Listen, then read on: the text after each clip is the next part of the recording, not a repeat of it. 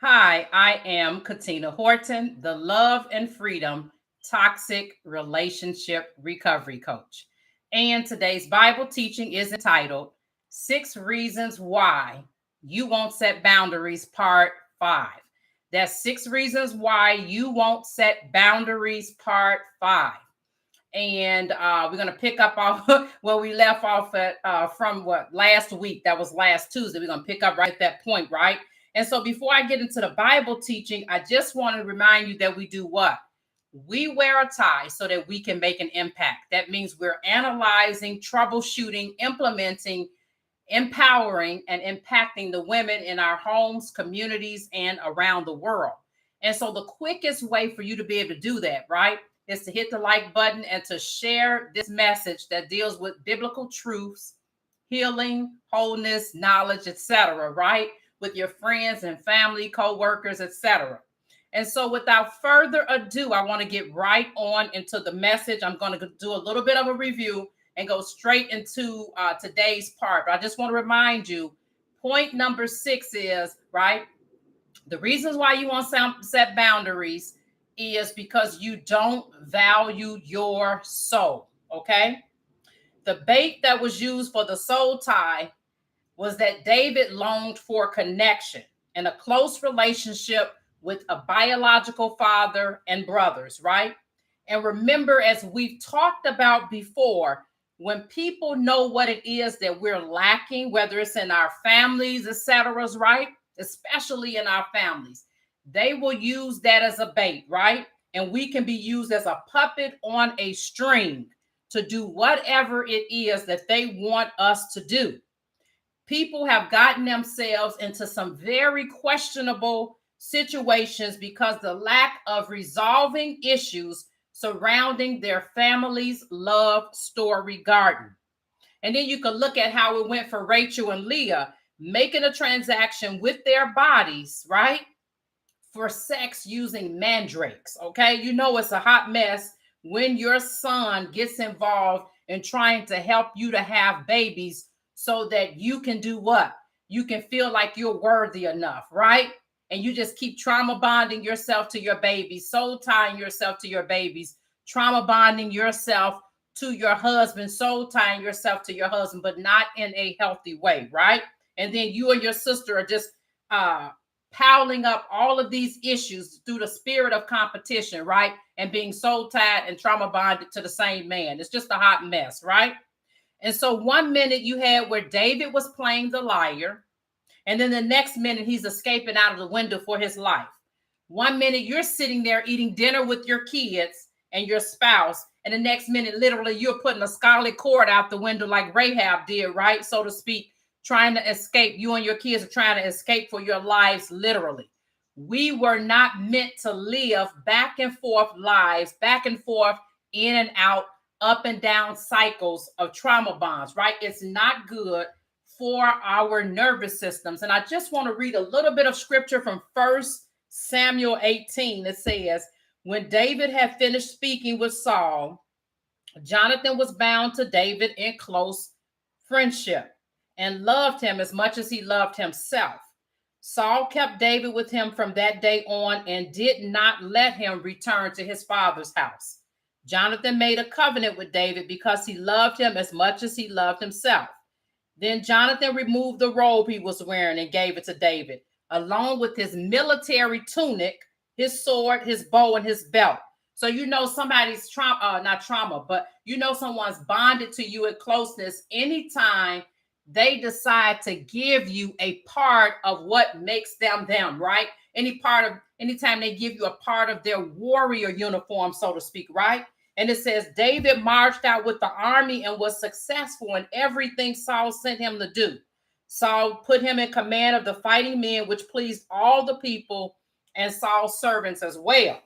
As the troops were coming back, when David was returning from killing the Philistine, the women came out from all the cities of Israel to meet King Saul, singing and dancing with tambourines, with shouts of joy, and with three-stringed instruments. And they danced, and the women sang, Saul has killed his thousands, but David his tens of thousands.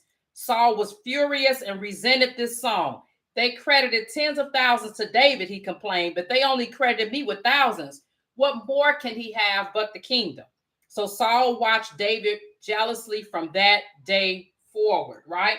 So that's the beginning of David's drama and trauma, so to speak, with Saul, right? Saul was emotionally unstable, right?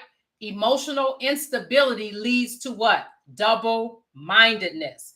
And individuals who are double-minded, 9 times out of 10, they also possess double standards, right? They will gossip, they will judge, they will criticize, they will condemn everyone else. And when you pull it out about their sins, they'll say, no, but that's different. Well, I thought you said your sons and daughters, adult children, have had babies out of wedlock, like 4 to 6 of them. Yeah, I know. Yeah, they have, but that's different. And it's okay. You think to yourself, okay, what do you mean that's different? It's nothing you can say to that, right? When they start, they keep going, no, but that's different, but that's different. And you sitting there thinking, well, how is it different? If it's the same sin, we just exchanging people. We going from my adult children to your adult children. How is it different? No, but that's different. That's what double-minded people and people who have double standards do, right? All the time. It's nothing you can say that can change their mind from going, yeah, but I know, but, and then the other one, yeah, but that's different, right? And although David was not a narcissist, because he did not resolve his own trauma of what happened from him being connected to Saul, he ended up repeating the same method that Saul tried to use to kill him by the Philistines, right? By having his right-hand man Joab to put Uriah, Bathsheba's husband, on the front lines after getting her pregnant. Saul was unsuccessful in killing David through the Philistines. However, David was successful in having Joab to put Uriah on the front lines so that he would be killed, right?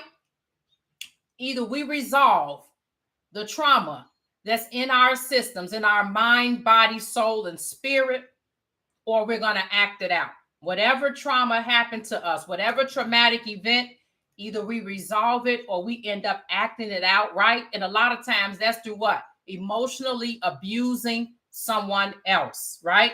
We will carry that poison and unfortunately end up affecting other people with it, right? Passing it down to kids and grandkids, right? Passing down our limited worldviews as strongholds, right? Our toxic thinking patterns, our scarcity mindset, right? That spirit of envy and jealousy, our belief systems that reinforce our strongholds, right? And think about it. Even after all this drama with Saul, David then goes later and his son Absalom tries to kill him and take over his throne. Then we have Adonijah trying to overthrow his kingdom. So it's like everybody was after David, right? David's son Absalom thought it was okay. See how everything keeps getting passed down? To have his brothers and servants to kill Amnon, his half brother, acting like he was God himself. He used the same words that God used with Joshua and told him not to be afraid or discouraged. Be strong and courageous. Do not be afraid and do not be discouraged, for the Lord your God will be with you wherever you go. That comes from Joshua 1:9. That's what the Lord told Joshua. And here Absalom, David's narcissistic son, decides that, hey, it's okay for me to basically what? Use the same type of words to have these men to do this, right? But it's like, yeah, but you're not God, right? If that's not narcissistic, I don't know what is, right? I don't know what is if that's not narcissistic. Hold on just for a second. Okay. So like I said, if that's not narcissistic, I don't know what is. So when we get to the point, we're using words that God has used, God himself, right? To do something like committing murder, right? Committing adultery, right? Whatever other kind of sexual sins or any other kind of sins, whether it's lying, gossiping, cheating, we're doing it all in the name of prayer, right? Gossiping about people and calling up all these other different Christians. Well, did you know so-and-so had an affair? You know, she must not be doing right by her man. All of this kind of crazy stuff. When we get to the point of doing that and we stick God's name in it or scripture to condone what we're doing, that's spiritual abuse, right? When we don't value our souls, other people won't value our souls either. They will run amok, infecting us with poison from the viper spirit. And we're all aware that the viper spirit is spread through the spirit of narcissism. And it's because of unresolved trauma, and that trauma being used as a portal for bringing familiar spirits in through the family's bloodline. You don't have to be a narcissist to have the viper spirit, right? And to spread the poison. However, you contract, so to speak, you contracting the disease. You contract the viper spirit by hanging around individuals who are infected with the spirit of narcissism. Anytime, once again, I'm repeating this just to drive it home. Anytime we neglect to resolve unresolved trauma, right?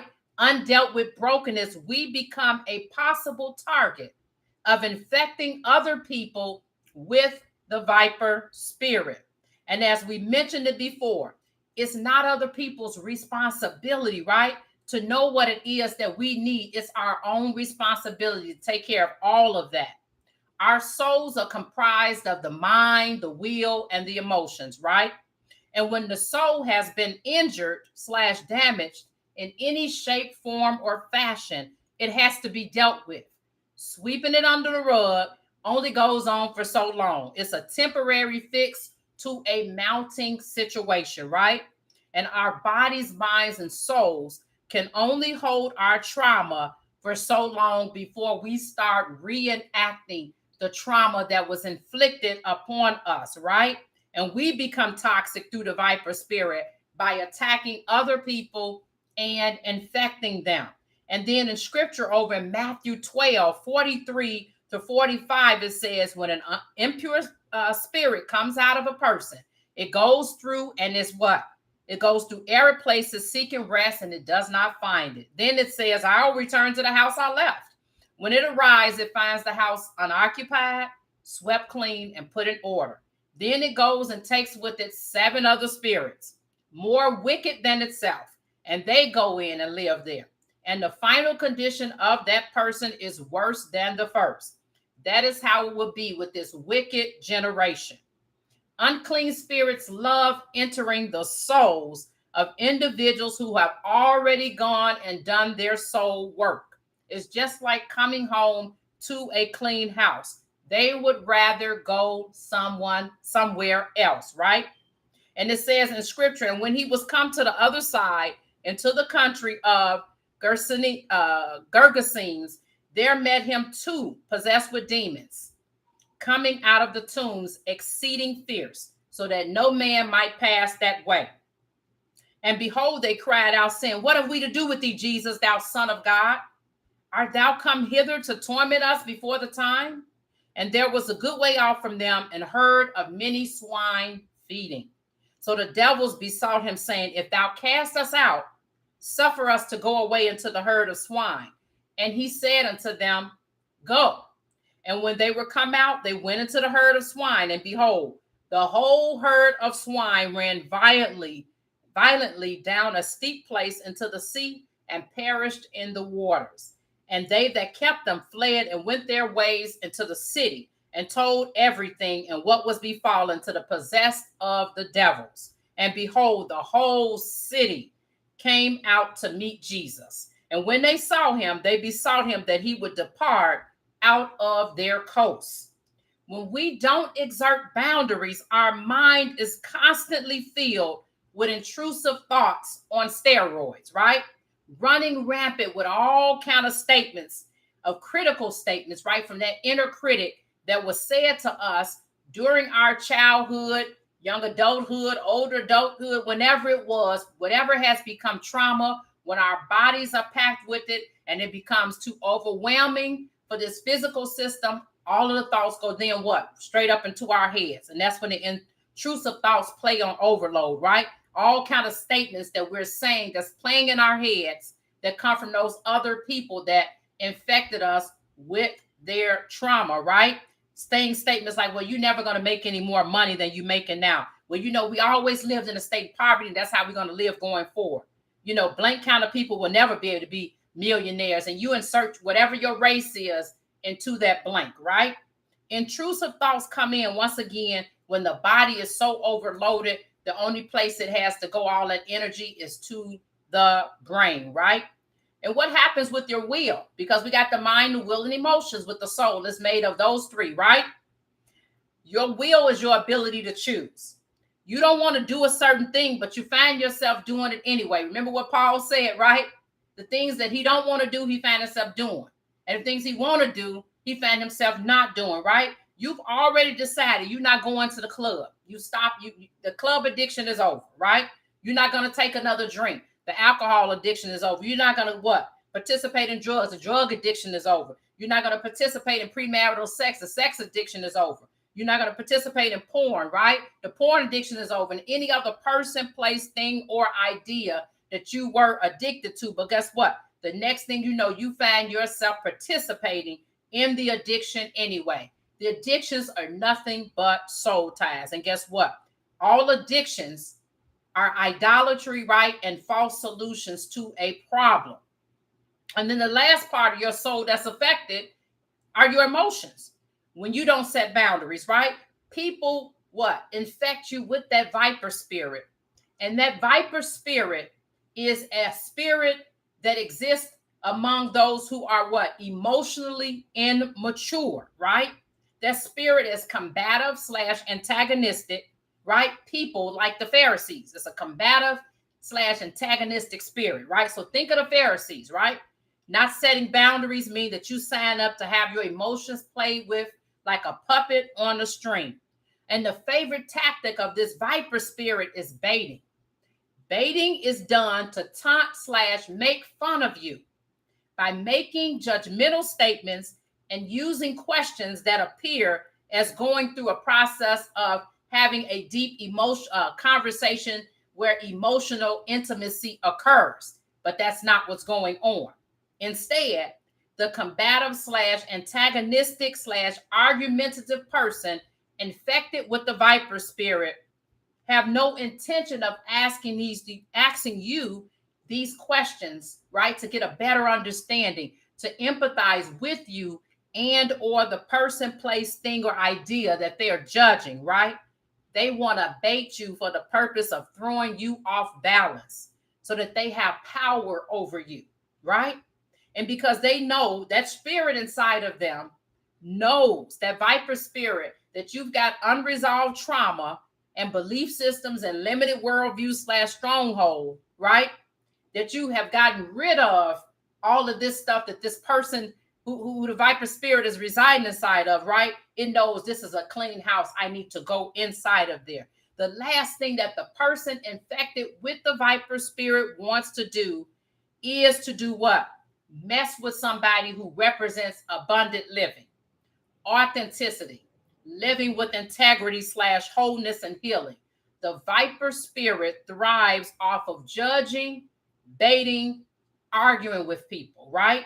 It doesn't want to see that there's good, both good and bad in people. It wants to split off everything. Either people are all good or they're all bad, right?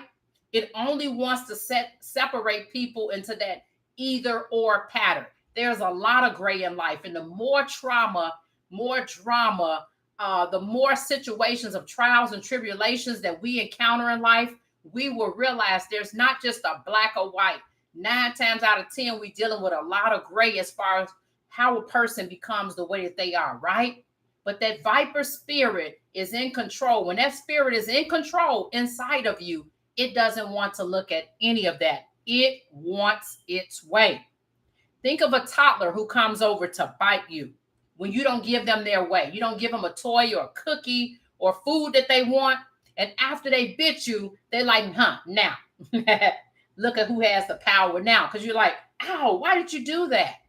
And that's what you think once you've got what? Bit by somebody that's got the viper spirit. Why in the world would you do that? It's the same thing with a toddler. You're looking like, wow, why would you do that? Right?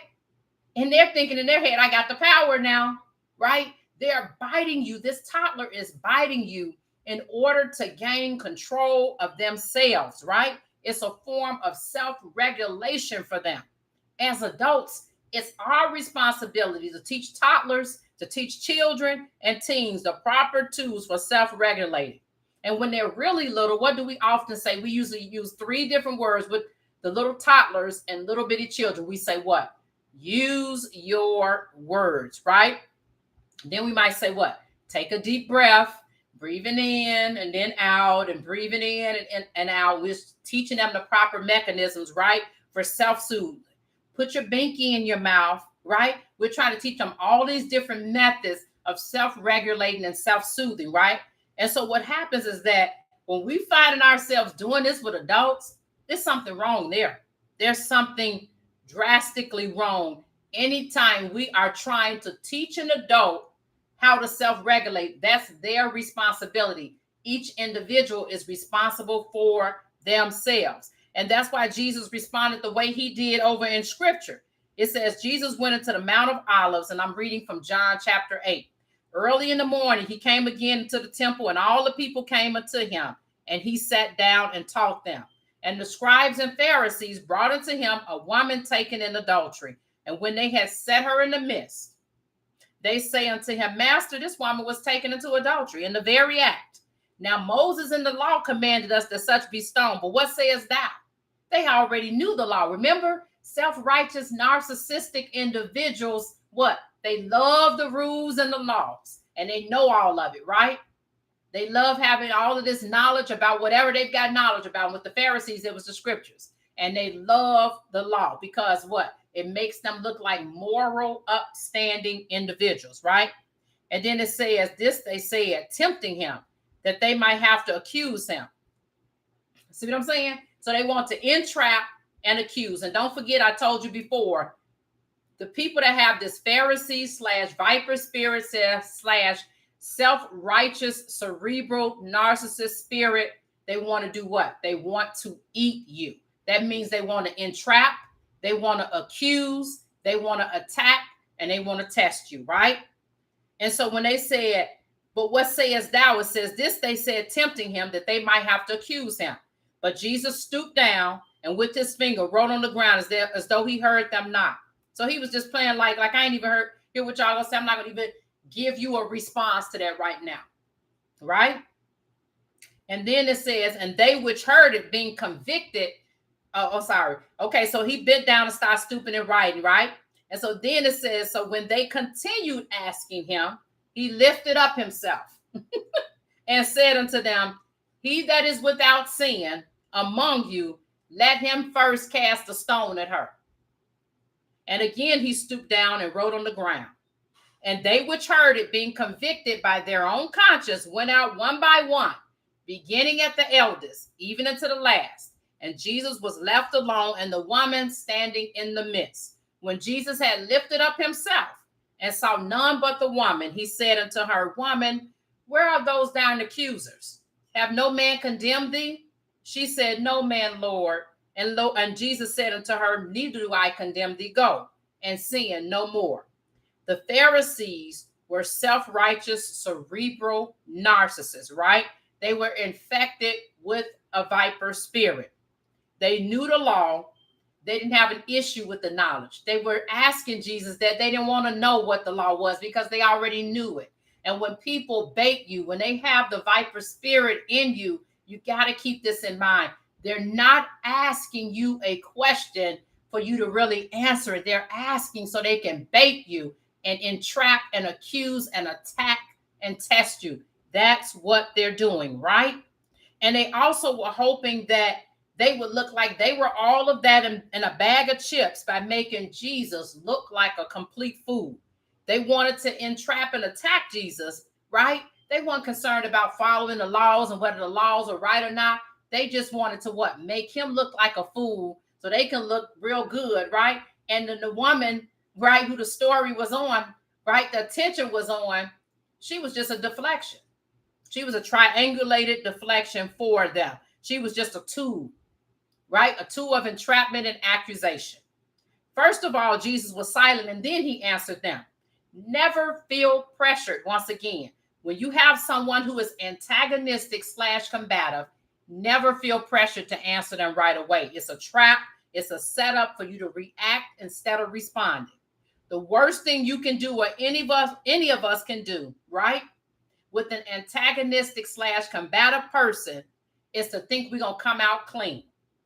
And you can't get in the mud with anybody that's combative / argumentative / antagonistic and think that you're going to come out clean. You're going to have poison on you. You're going to come out dirty, right? And that's what they want to do, right? And so one example is, say, for instance, this could be your romantic narcissistic partner. This could be a friend or a family member, right? So let's just take this as an example, right? This person says to you, look at her. And they're referring to a lady who's coming up to you guys, right? You guys are talking about yourself. And then they're like, look at her. Every time you turn around, she keeping them kids nasty and dirty all the time. Every time you see them, and she keeping them kids nasty and dirty. So you don't say anything, right? He or she is saying this with the hopes that you're going to join in with them, right? But you don't.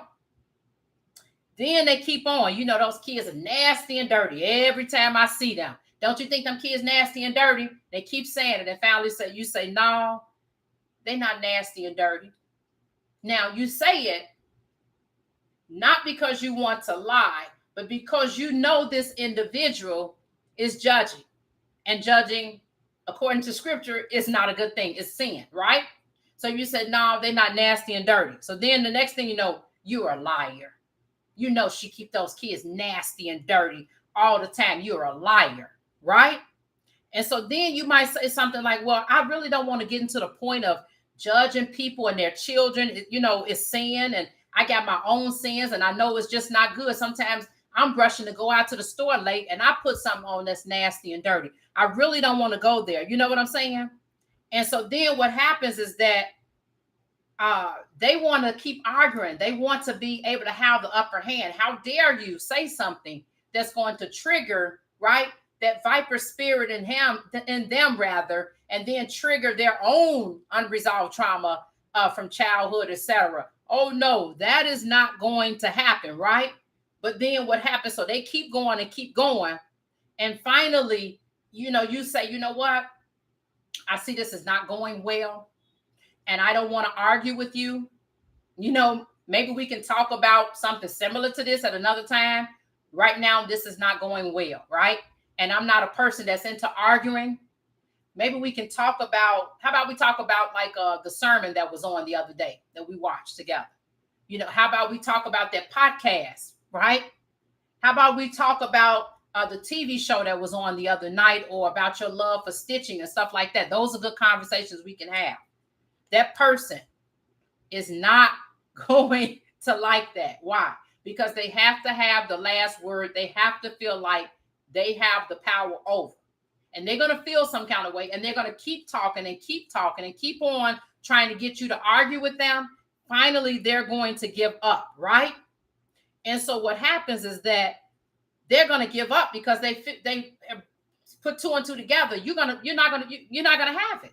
You're not going to just keep going round and round in this type of baiting situation when the only thing they want to do is what? To argue with you, to be combative with you, to be antagonistic, right? And pull out what? The worst in you.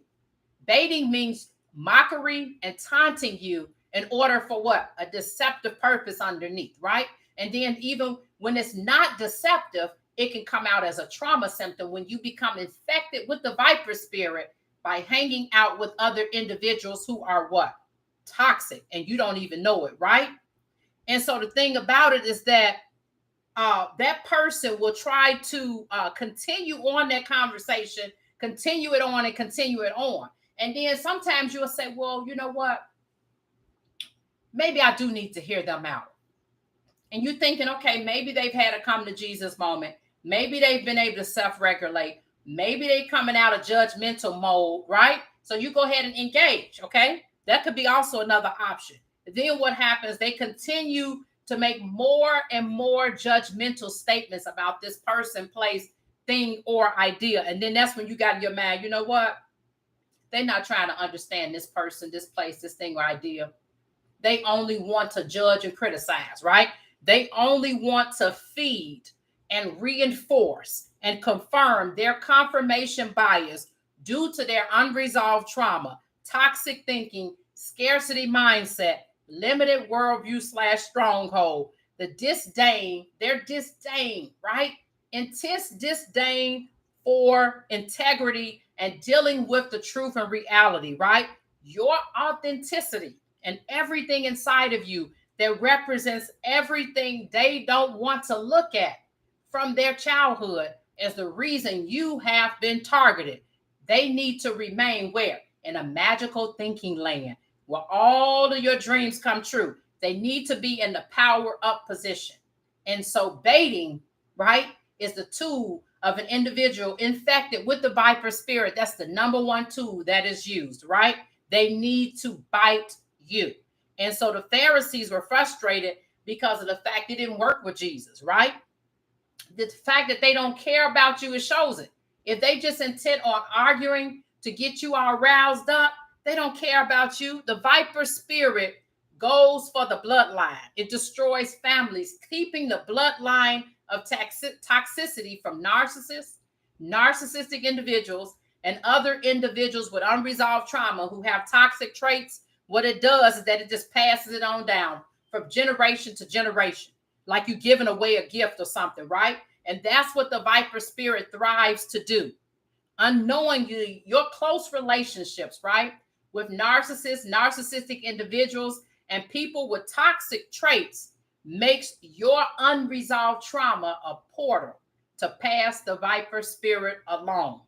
Your unwillingness to set the boundaries are making your mind, body, soul, and spirit susceptible to being a portal for re-entry of spirits, even when you cleaned out your soul, right? Part of us being able to adult is to self-regulate, right? It's not other regulating. We're not responsible for going around regulating other people. We help our children learn how to self-regulate. It's not our job to go around and regulate other adults, right? That's part of adulting. And part of adulting as well is being able to set boundaries to keep our mind, body, soul, and spirit free, right? And remember, we protect what we value, right? Once you've dealt with a combative, antagonistic person, you know the whole rundown from start to finish. You know it. You know what they're going to do.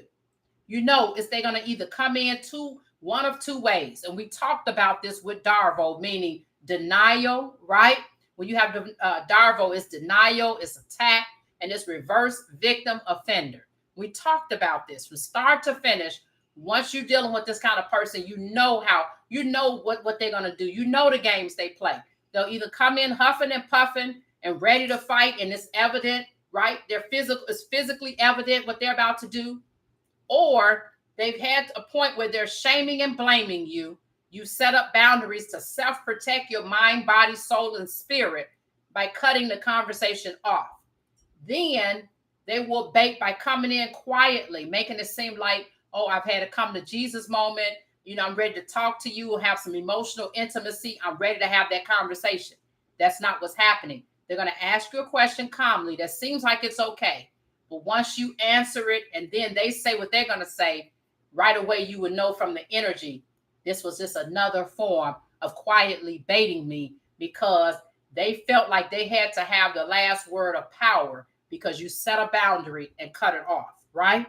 And so what happens is that, like I said, when it comes to baiting, it means you're used as a what? There's a lot of different ways people consider it. They call it, right? It's a toxic dumping ground. You used as a poison container, right? You used as a punching bag. And another term is emotional regulator. We were not created to regulate other people's junk. We have our own to learn how to self-regulate, right? Healing is an invitation given to our souls. Boundaries are an invitation given to our souls. When we RSVP that we are not going to be present, right? Right? We're not going to go there to the party, so to speak, of healing our souls, of setting up boundaries. We're signing up for the inevitable. And that is spreading toxicity and venom through the portal of trauma from generation to generation to generation to generation. I hope and pray you were able to get some type of message that imparted over to your hearts today. And I want you to remember that you are enough. Reclaim your power, soul, and identity. And then I want to challenge you to reclaim the power, soul, and identity of your calling. Grab your keys to the kingdom and get your inheritance. I love you. God bless you. And until next time, again, I am Katina Horton, the Love and Freedom Toxic Relationship Recovery Coach. Be blessed.